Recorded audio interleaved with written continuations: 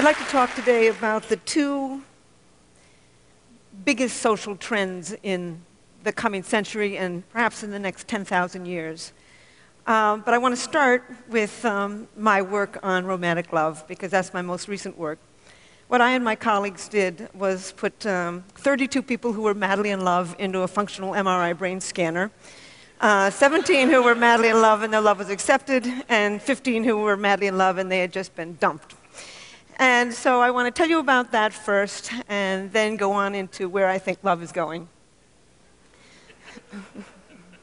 What 'tis to love, Shakespeare said.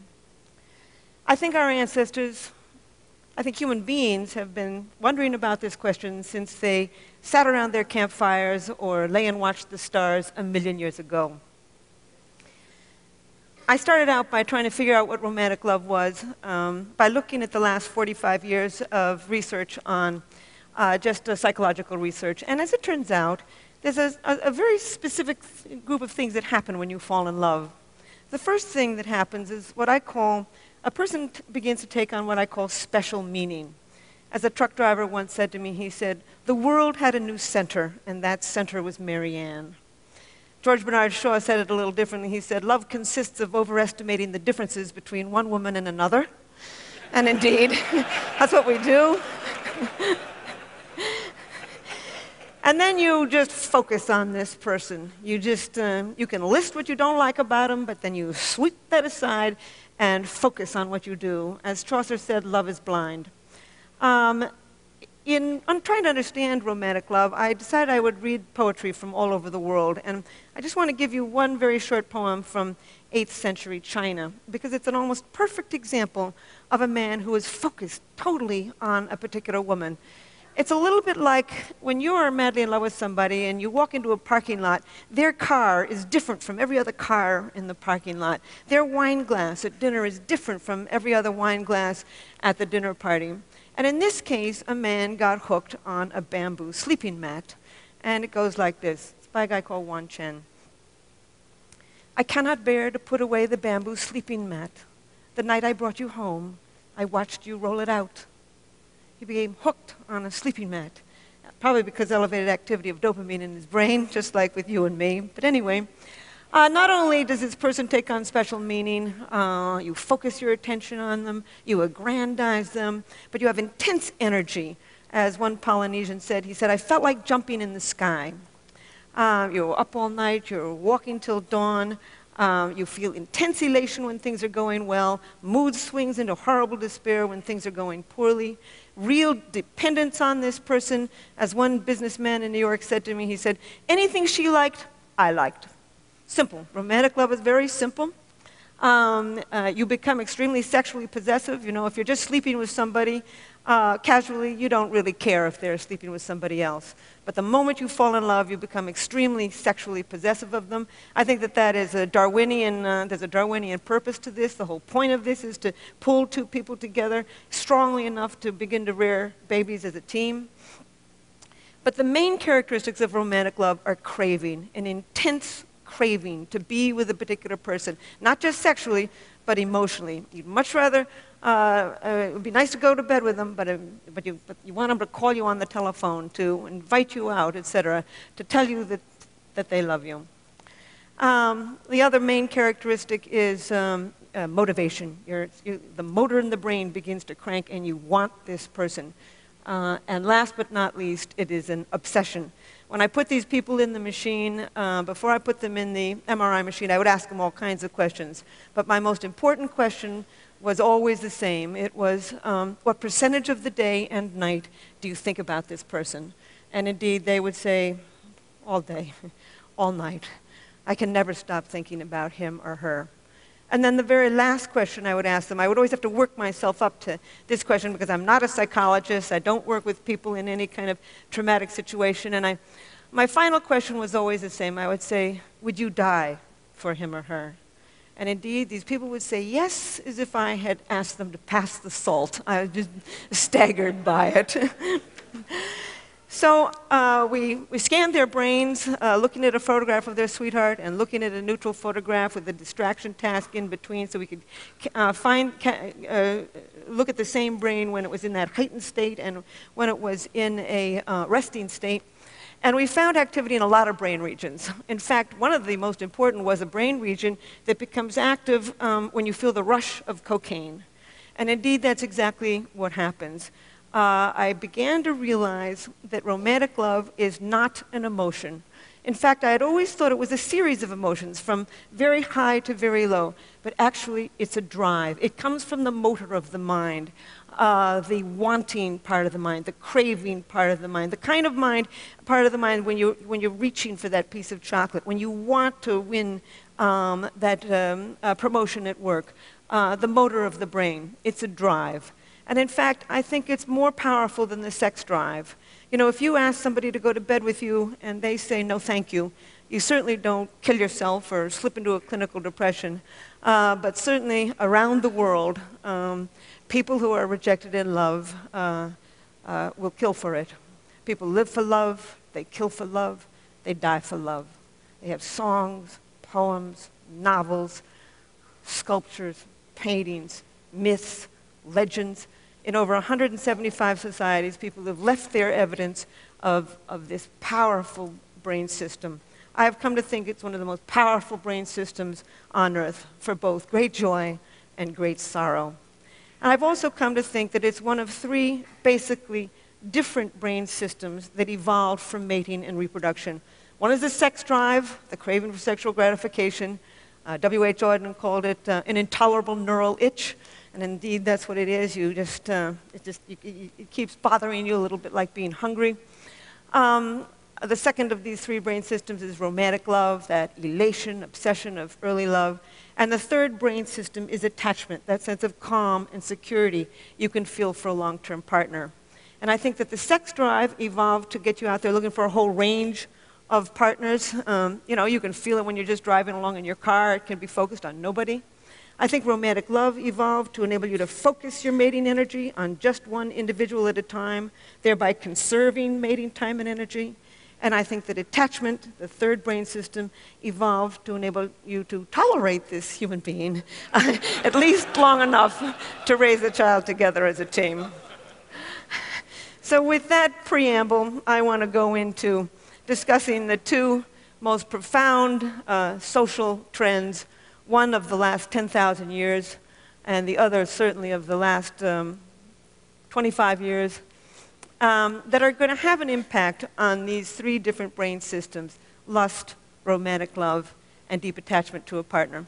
The first is women moving into the workforce. I've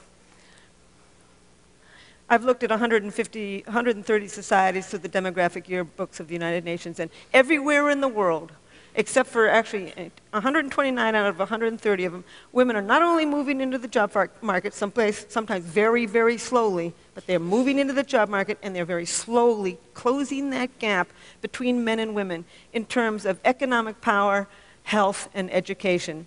It's very slow. For every trend on this planet, there's a counter trend. We all know of them. But nevertheless, the old Arabs say, the dogs may bark, but the caravan moves on. And indeed, that caravan is moving on. Women are moving back into the job market. And I say back into the job market because this is not new. For millions of years on the grasslands of Africa, women commuted to work to gather their vegetables. They came home with 60 to 80% of the evening meal. The double-income family was the standard, and women were regarded as just as economically, socially, and sexually powerful as men. In short, we're really moving forward to the past. Then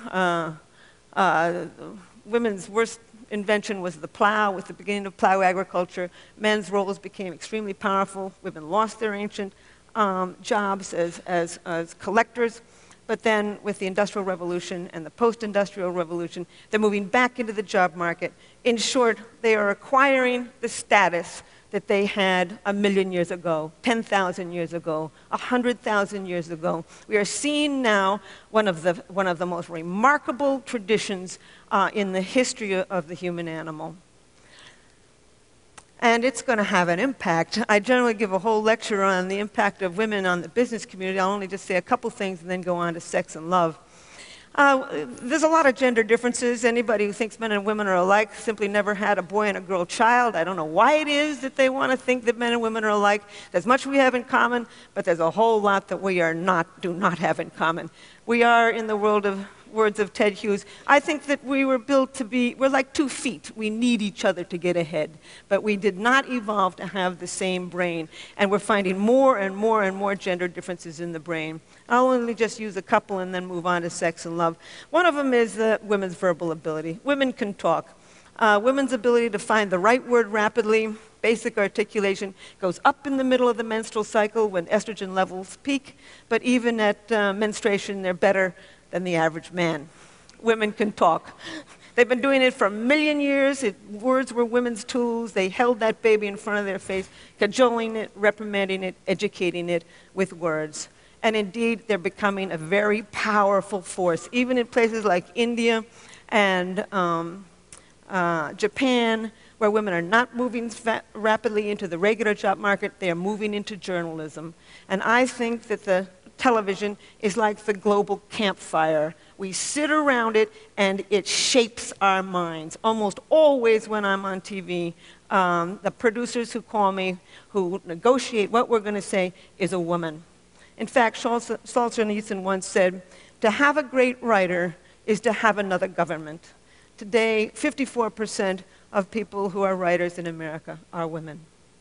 It's one of many, many characteristics that women have that they will bring into the job market.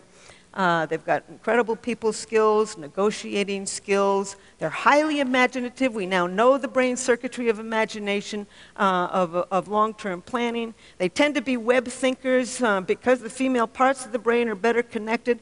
They tend to collect more pieces of data when they think, put them into more complex patterns, see more options and outcomes. They tend to be contextual, holistic thinkers, what I call web thinkers. Men tend to, and these are averages, tend to get rid of what they regard as extraneous, focus on what they do, and move in a more step-by-step thinking pattern. They're both perfectly good ways of thinking. We need both of them to get ahead. In fact, there's many more male geniuses in the world, and there's also many more male idiots in the world. When the male brain works well, it works extremely well. What I really think that we're doing is we're moving towards a collaborative society, a society in which the talents of both men are becoming understood and valued and employed. But in fact, women moving to the job market is having a huge impact on sex and romance and family life.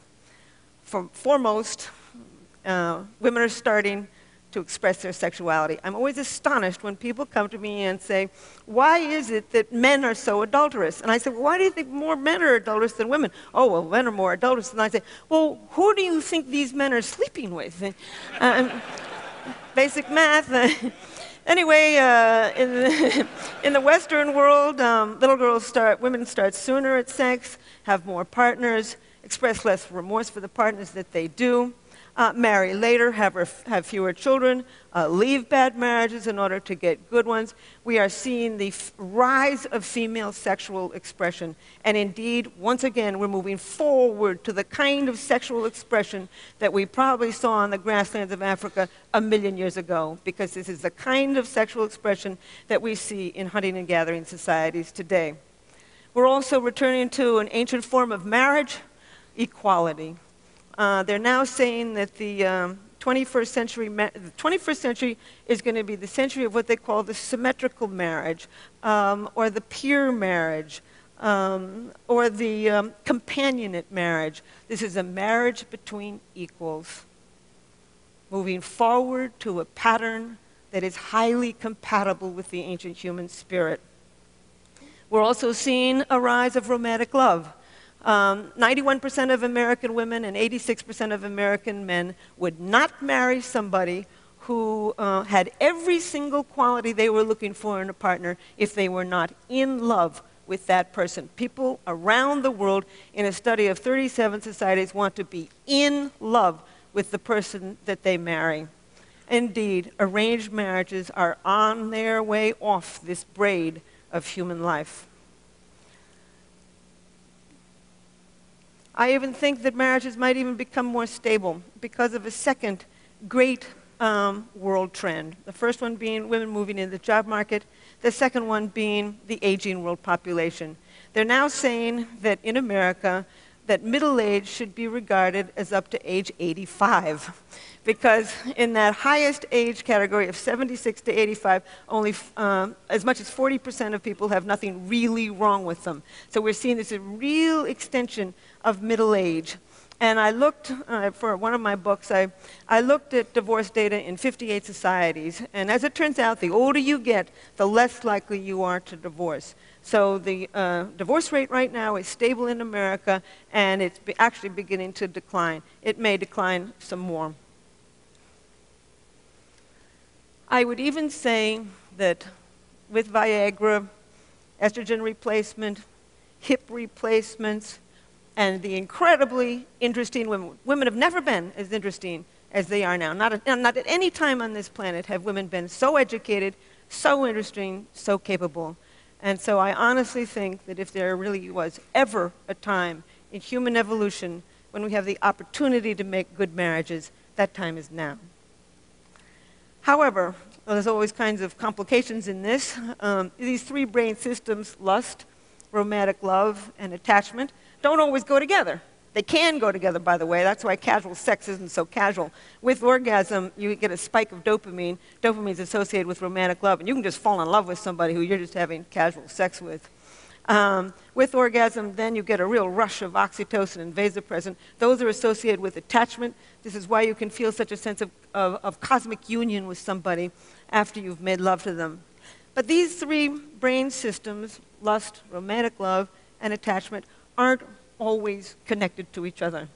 You can feel deep attachment to a long-term partner while you feel intense romantic love for somebody else, while you feel the sex drive for people unrelated to these other partners.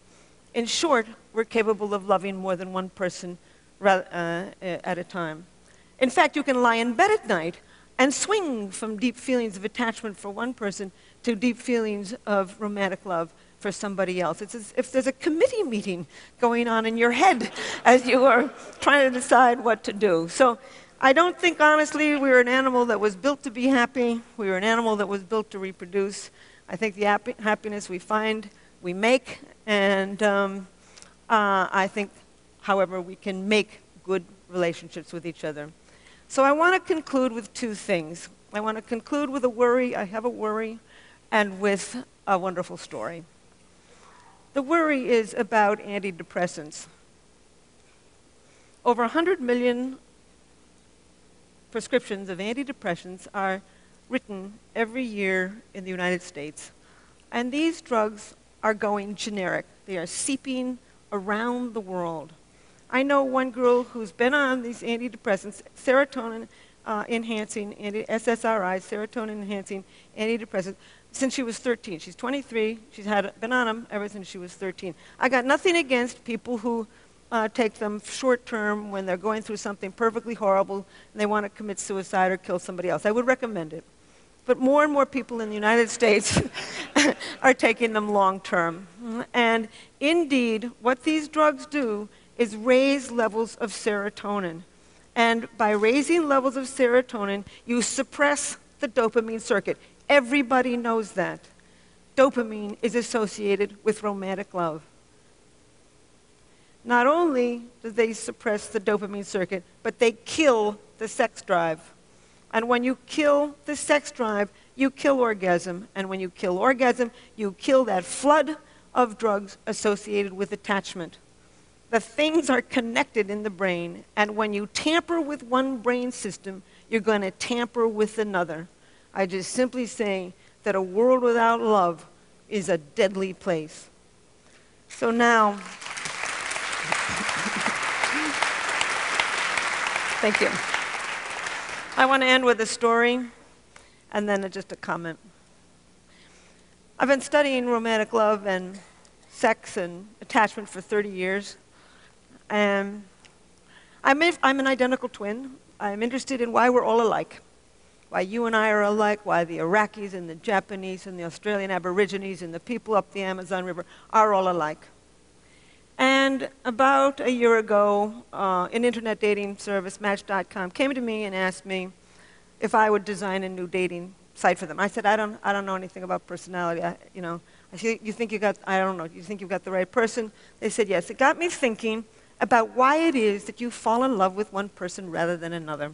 That's my current project. It will be my next book. There's all kinds of reasons that you fall in love with one person rather than another. Timing is important. Proximity is important. Mystery is important. You fall in love with somebody who's somewhat mysterious, in part because mystery elevates dopamine in the brain, probably pushes you over that threshold to fall in love. You fall in love with somebody who fits within what I call your love map, an unconscious list of traits that you build in childhood as you grow up. And I also think that you gravitate to certain people actually with somewhat complementary brain systems, and that's what I've now contributing to this. But I want to tell you a story to illustrate, I've been carrying on here about the biology of love. I want to show you a little bit about the culture of it too, the magic of it. It's a story that was told to me by somebody who had heard it just from probably a true story. It was a graduate student I'm at Rutgers, and my two colleagues, Art Aaron is at SUNY Stony Brook. That's where we put our people in the MRI machine. And this graduate student was madly in love with another graduate student. And she was not in love with him. And they were all at a conference in Beijing. And he knew from our work that if you go and do something very novel with somebody, you can drive up the dopamine in the brain and perhaps trigger this brain system for romantic love. So he decided he'd put science to work, and he invited this girl to go off on a rickshaw ride with him. And sure enough, I've never been in one, but apparently they go all around the buses and the trucks, and it's crazy, and it's noisy, and it's exciting, and he figured this would drive up the dopamine, and she'd fall in love with him. So off they go, and she's squealing and squeezing him and laughing and having a wonderful time. An hour later, they get down off of the rickshaw, and she throws her hands up, and she says, "Wasn't that wonderful? And wasn't that rickshaw driver handsome?"